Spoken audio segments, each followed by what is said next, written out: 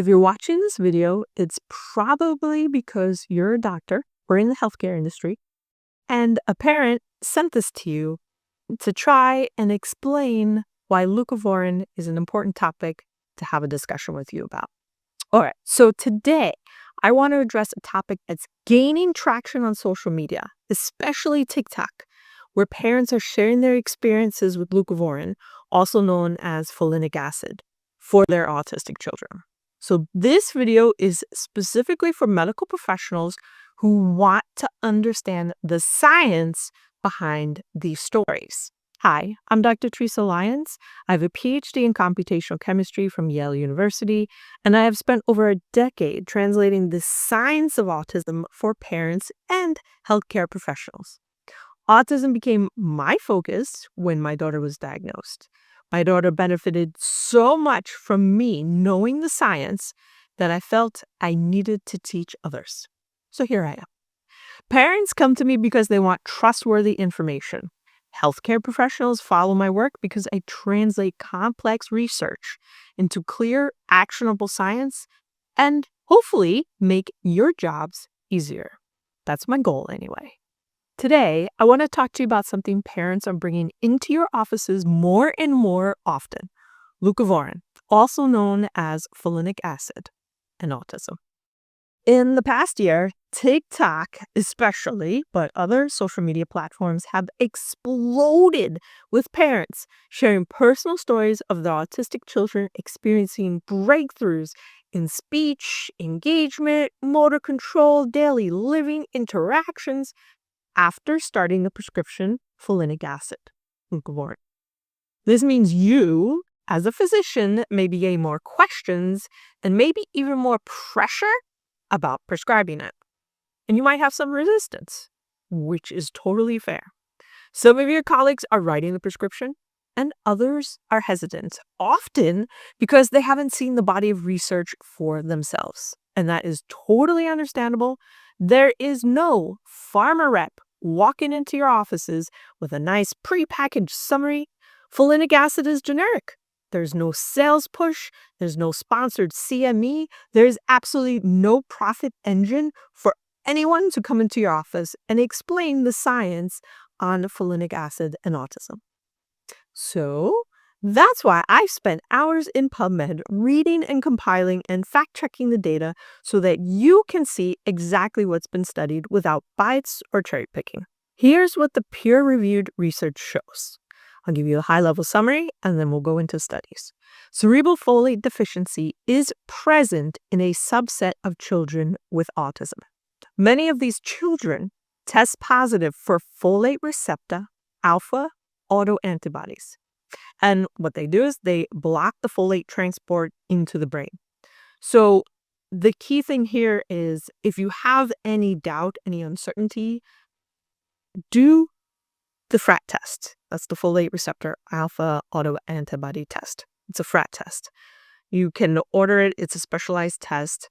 That is definitely the greatest starting point, is to do a test to confirm whether there is an autoantibody or not. If the FRAT test comes back positive, many doctors feel much more comfortable prescribing leucovorin.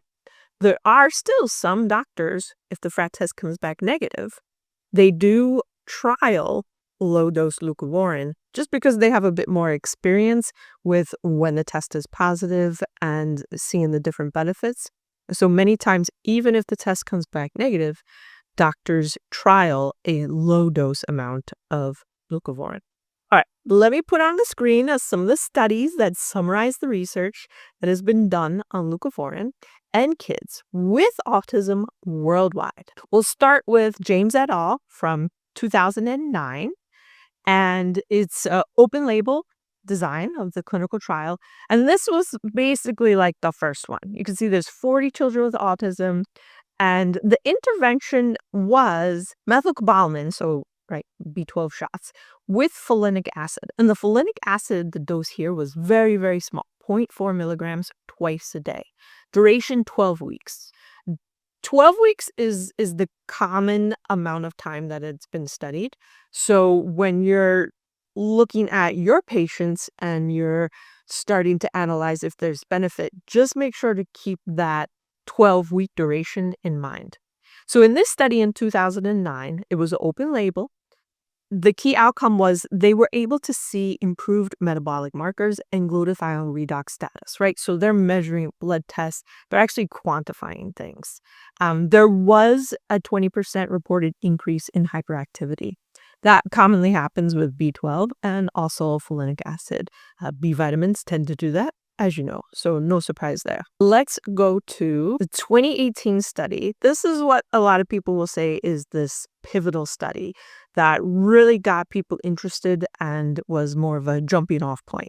So Dr. FRAA and his associates in 2018 in the United States did a double-blind, placebo-controlled study, and they did subtype it with glutathione, so they were getting very specific, right? So it was 48 children, folinic acid, the dose was 2 milligrams per kilogram per day, and again, duration 12 weeks. And in this, they were able to see better verbal communication, especially if the child was positive for the FRAT. So again, doing the test really helps be able to have focus as to if this is a priority for your patient. And again, adverse effects across the board is very, very minimal. So folinic acid, vitamin B9, it's water soluble, right? Excess is going to get peed out. Then there was another study in 2020, this time in France. So I definitely want to highlight that this is not just being studied in the US. These are worldwide studies that are ongoing. So studied 2020 in France, again, double blind, 19 children, on the smaller side, again, dosing about the same, 12-week duration, and you see improvement, adverse effects, none reported.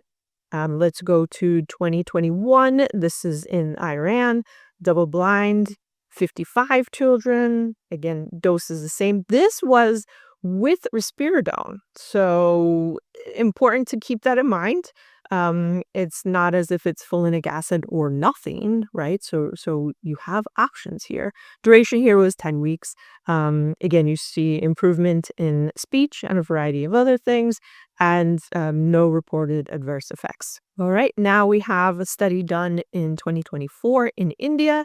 Again, double blind, 80 children this time. Very nice number. We're increasing in that. Again, dose is the same. The duration here is 24 weeks. So again, it's great to see this studied longer and longer.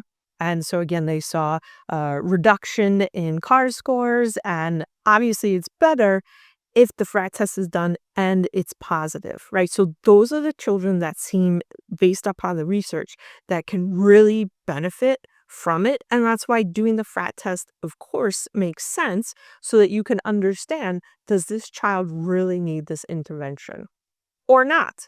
And the last study I'll cover here is 2025 in Singapore. This was open label. 10 children, so small size. Again, dose is the same, 2 milligrams per kilogram per day. Duration here is 24 weeks, so very nice. They had a 12-week control and a 12-week treatment arm. And again, they saw improvements with no adverse effects. And that's really, I'm sure, what you're looking for is, what are the improvements potentially, and then what are the adverse effects that have been shown. And so the science is showing adverse effects are really minimal. Now, if you go too fast with dosing, this is where conversations need to be had. Hyperactivity, aggressiveness, irritability, that can all happen if the dose is given too quickly, too much. So there is a little bit of an art of titrating this up so that there is minimal disruption. So that's a summary of the research that's been done on leucovorin in clinical trials with kids with autism worldwide. So it gives you hopefully a larger perspective of leucovorin in autism. And these aren't anecdotes, right? You can see it's peer-reviewed clinical research. I have the references there. I've compiled all the different citations and study details. You can certainly go pull all the publications and read that yourself. Mainstream medical education hasn't caught up yet. And it's because folinic acid is generic. There's no large-scale marketing or sponsored conference session all of the things that you're familiar with in how cutting edge research gets to you is not going to happen in autism for a generic drug. So this leaves busy physicians like you have to rely on your own limited time to do research and investigate it. And I certainly know how impossible that can be in the middle of a packed clinical schedule. There's so much demands on your time. So this video is really meant to be helpful and a summary. And this is where my work comes in, translating the science so you have the full picture without losing hours of research that you, quite frankly, don't have, but would love to have. So if you decide to explore this with patients, here's what the literature shows. Benefit is most likely in children with the folate receptor alpha autoantibodies. Doing the FRAA test. It's a blood test, not anyone's favorite thing to do on a child, but it really helps to be able to focus and get specific. Dosing in studies, look at those slides that I have. Dosing is hugely important to get it right in order to see the benefit. So dosing, I'm not going to go into dosing too much here. That's definitely a conversation for parents to have with their doctors, and I'm not getting in the middle of dosing. Duration, so most studies were 12 weeks. You want to set parents' expectations because they're seeing these TikTok videos and parents are saying, oh my gosh, my child's talking overnight, right? So they give one dose of the leucovorin and they're expecting every single thing to change. So really managing their expectations is important. And so I wanted you to see how long the clinical trials were done so you can really manage their expectations as well as you. It'd be great to have monthly check-ins with your patients to see how they're doing so that you get a lot more familiar with prescribing and the dosing and things like that. Adverse side effects are very minimal. However, like I mentioned, hyperactivity, some GI symptoms do occur, and they certainly can be intense if dosing is not correct. So just keep that in mind. But overall, adverse side effects from leucovorin are very, very minimal.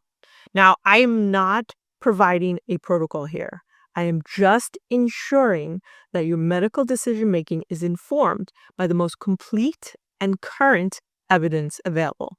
My mission is to make high-quality autism science accessible to both parents and healthcare professionals so that decisions are based on facts, quality facts, not trends, not fears, not hype. If you're a physician, you already know the weight of the decisions you make. I respect that deeply. That's why I'm committed to being your go-to resource for clear, trustworthy, fully referenced autism research. If you want to get in touch with me, you certainly can send me an email. I can send you the complete slide deck if you want with every citation. I'll put my email address below. I'm Dr. Teresa Lyons. I'm turning autism complexity into clarity for families, for clinicians, for better outcomes for kids with autism. There's a lot of great research out there, but it's hard to stay up to date. Let me help.